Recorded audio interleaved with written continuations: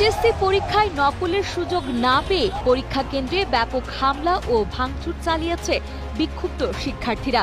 ভোলার চরফ্যাশন উপজেলার ফাতেমা মতিন মহিলা মহাবিদ্যালয়ে 11 জুলাই শনিবার দুপুরে এই হামলার ঘটনা ঘটে। দাবি একটাই ছিল তাদেরকে নকল করতে দিতে হবে।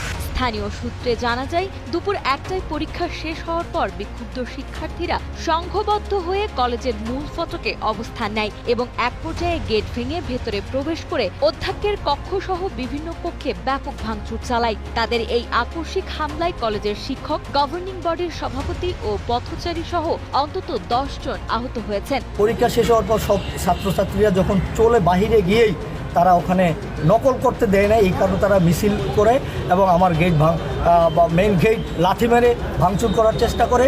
সেটা দিয়ে না পেরে পশ্চিম পাশে এসে আমার গেটটা ভাঙচুর করে।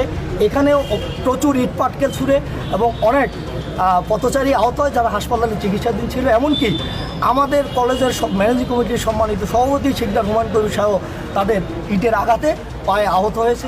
পরবর্তীতে পরিস্থিতি নিয়ন্ত্রণের বাইরে চলে গেলে পুলিশ ঘটনাস্থলে পৌঁছে হামলাকারীদের ছত্রভঙ্গ করতে লাঠিচার্জ ও কয়েক রাউন্ড কাঁদানে গ্যাস নিক্ষেপ করে। তো পরীক্ষা প্রশ্ন কঠিন হয়েছে, প্লাস হচ্ছে আপনার টিচাররা তাদেরকে সুযোগ দিচ্ছে না, এই মর্মে তাদের মধ্যে শুনলাম। এরপরে শুনলাম যে বিভিন্ন রকম অনাকাঙ্ক্ষিত পরিস্থিতি তৈরি হয়েছে। তো পরবর্তীতে পুলিশ পরিস্থিতি নিয়ন্ত্রণে এনেছে।